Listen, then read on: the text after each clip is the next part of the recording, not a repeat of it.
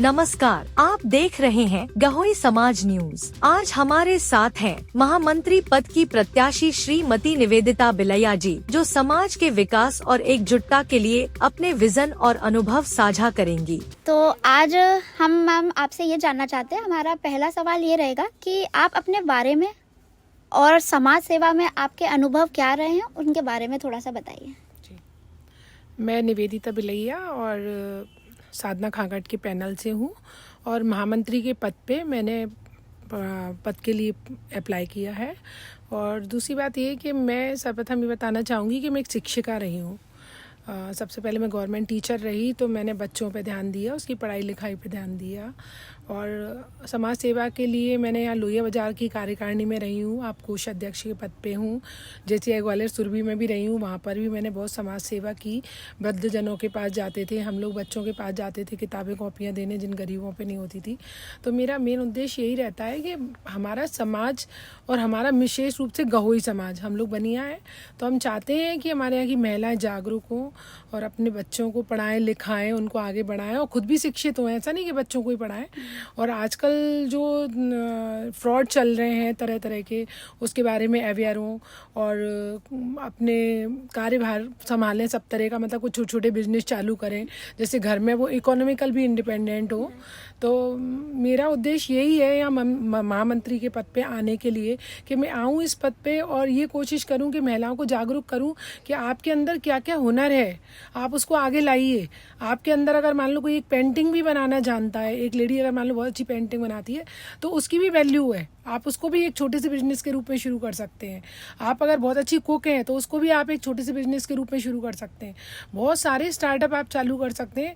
महिलाओं को इसके बारे में कुछ भी नहीं पता होता, वो शायद वो हाउसवाइफ बन के ही रह गई हैं। तो उनमें जागृति लाना चाहती हूँ कि इस तरीके की जागृति आए और हमारा समाज बहुत आगे जाए। मतलब हमारा जो गहोई समाज है उसका नाम हो, उसमें बच्चे जो पढ़ने वाले हैं उनको भी अवेयर करा, मतलब उनकी माँ को अवेयर कराऊंगी तो निश्चित रूप से अपने बच्चों को भी पढ़ाने लिखाने पे ध्यान देंगी। दूसरा क्या है, ये मोबाइल का जो चस्का लग गया है आजकल बच्चों को, तो मैं चाहती हूँ कि मैं हर लेडीज़ को ही समझाऊँ, क्योंकि मैं ग्रेटर की महामंत्री पद पे महिलाओं के लिए ही बन रही हूँ। तो मैं सारी महिलाओं को ही समझाना चाहती हूँ कि बच्चों को इस जो एडिक्शन वाली बीमारियाँ हो गई हैं मोबाइल वाली, उसको ख़त्म करें। जैसे तैसे उनको कोशिश करें कहीं डाइवर्ट करने की, जैसे कि किसी गेम में लगा दें उनको, या उनका जिस चीज़ में भी इंटरेस्ट है उसमें लगा दें, तो वो बच्चे अवेयर होंगे और थोड़ा थोड़ा ये मोबाइल से दूर हटेंगे और सामाजिक बनेंगे, जो बिल्कुल ख़त्म होता जा रहा है। तो इस तरीके की चीज़ें मैं करना चाहती हूँ। और वृद्धों के लिए बहुत सारी चीज़ें, जो हमारे समाज में वृद्ध हैं बेचारे अनाथ टाइप के हो गए हैं कि बच्चे बाहर रहने लगे, बूढ़े हैं, अकेले अकेले रह रहे हैं, तो बच्चों को ये बताना चाहती हूँ कि इन वृद्धों के कारण ही हमारा जीवन है, उन्हीं की वजह से आज हम इतना पढ़ लिख पाए, आगे बढ़ पाए। तो इनकी सेवा करें, इनको मान सम्मान दें, इनकी जो ज़रूरत है उनका ध्यान रखें। अगर आपके अड़ोस पड़ोस में, ऐसा नहीं कि आप वृद्धाश्रम जाके करें, आपके अड़ोस पड़ोस में कोई हस्बैंड वाइफ रहते हैं जो वृद्ध हैं, तो आप उनसे पूछ सकते हैं कि आपको कुछ चाहिए तो नहीं, मैं आपकी कैसे सेवा कर सकता हूँ। तो ये अवेयरनेस भी मेरे को बच्चों में और महिलाओं में लाना है। ये ज़रूरी नहीं है कि आप वृद्धाश्रम जाएँ, बालाश्रम जाएँ, वहाँ जाके आप दान पुण्य करें। आपके आसपास भी ऐसे एरिया में बहुत सारे लोग होते हैं, उनकी आप सेवा करके भी वो पुण्य कमा सकते हैं। धन्यवाद। मैम, महामंत्री के पद के लिए चुनाव में खड़े होने का आपका मुख्य उद्देश्य क्या रहेगा? मेरा मुख्य उद्देश्य मैंने आपको बताया ना, पूरा टोटल मतलब एक संक्षेप में बता दिया। महिलाओं को जागरूक करना कि वो उनके अंदर कैपेसिटी है कुछ ना कुछ करने की, तो वो अपने अपने छोटे छोटे बिजनेस चालू कर सकती हैं घर में रह कर ही, बाहर जाने की ज़रूरत नहीं है ना। और बच्चों को अवेयर करवाना, बच्चों को पढ़ाई के लिए अवेयर करवाना, गेम के लिए अवेयर कराना। अपनी महिलाओं से ये कहना चाहती हूँ कि भाई बच्चों को पढ़ाओगे आप, वो भविष्य बनाएंगे आपका। आप उनको सामाजिक प्राणी बनाइए, मोबाइल प्राणी मत बनाइए।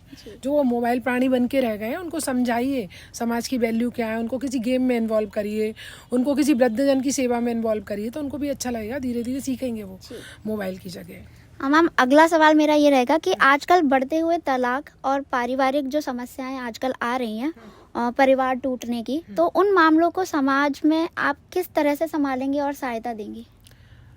एक्चुअल में क्या है कि आजकल लड़कियां भी इंडिपेंडेंट हो गई हैं और लड़के भी इंडिपेंडेंट हो गए हैं, झुकना कोई भी नहीं चाहता। तो अपने समाज में क्या सभी समाजों में नॉर्मली प्रॉब्लम चल रही है।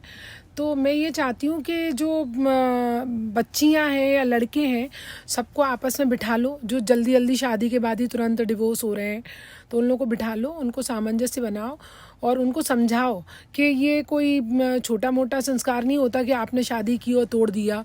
उसको आप थोड़ा आप एडजस्ट करिए। तो इस तरीके से परिवारों को बिखरने से हम रोक सकते हैं, कुछ उनकी समस्याएं सुन के। जरूरी नहीं है कि कोर्टों में जाके उनकी समस्याएं सुनी जाए। बिल्कुल सही। समाज में महिलाओं के सशक्तिकरण और उनकी भागीदारी बढ़ाने के लिए आपकी योजनाएं क्या रहेंगी? मतलब मेरी योजना यही है कि महिलाओं को बुला के एक मतलब जो महिलाएं जिस चीज़ में आगे हैं उनको बुला के मीटिंग की जाए, उनको समझाया जाए कि भाई आपको बैंक से लोन भी मिल जाएगा, आपको सब तरह का गवर्नमेंट बहुत सारी फैसिलिटीज़ देती हैं, उनके बारे में हम उनको बताएंगे ट्रेनिंग दिलवा के, है ना। उस ट्रेनिंग को लेने के बाद उनको थोड़ा सा ये आएगा कि हम कुछ कर सकते हैं, हम ऐसे ही नहीं है यूज़लेस कि केवल हाउस वाइफ बन के रह गए और बच्चों को संभालने वाले।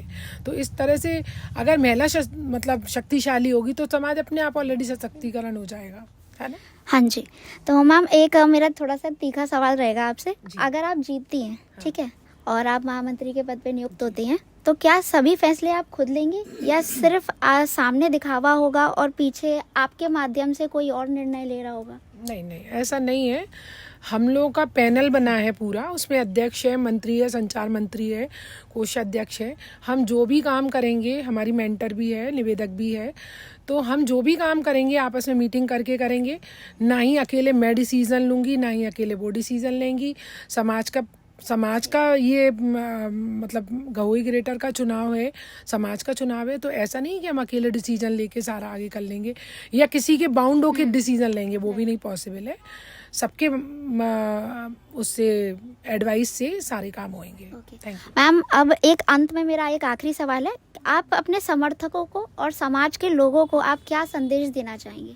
मैं अपने समर्थकों को और समाज के लोगों को एक संदेश बहुत इम्पोर्टेंट देना चाहती हूँ कि ये समाज में जो लोग बाग मतलब अननेसेसरी चीज़ें करते हैं, पैसा दिखाते हैं, अपना पैसा दिखाने की चीज़ नहीं होता है। आपको अगर समाज में सेवा करना है तो आपको है ना आगे बढ़ के समाज सेवा करना है, कोई पद लेके नहीं करना है। मैंने भी बहुत सेवा करी है समाज की, कार्यकारिणी के पद पे रह के करी। मैंने पोस्ट का कोई लालच नहीं किया। मुझे कहा गया कि पोस्ट ले लो, लेकिन मैंने कहा नहीं, मेरे बच्चे पहले वो प्रायोरिटी पे हैं। पहले मैं अपना परिवार तो बना लूँ, उसके बाद मैं दूसरों को देखूँ, समाज को देखूँगी, है ना। मैं दो जगह अपने आप को इन्वॉल्व कर लूँ, ना मैं घर परिवार संभाल पाऊँ ना समाज। तो मेन चीज़ यही है मेरी कि समाज को उत्थान करना। आज मैं फ्री हूँ तो मैं थोड़ा सा सोचती हूँ कि समाज के लिए अच्छे से काम करूँ, अच्छे से मतलब महिलाओं को जागरूक करूँ। ये सब चीज़ें मेरे उसमें है। Okay, thank you so much ma'am. यही थे महामंत्री पद की प्रत्याशी श्रीमती निवेदिता बिलैया जी से हमारे सवाल जवाब। जुड़े रहिए गहोई समाज न्यूज के साथ ताकि आप सही और योग्य नेतृत्व का चुनाव कर सकें।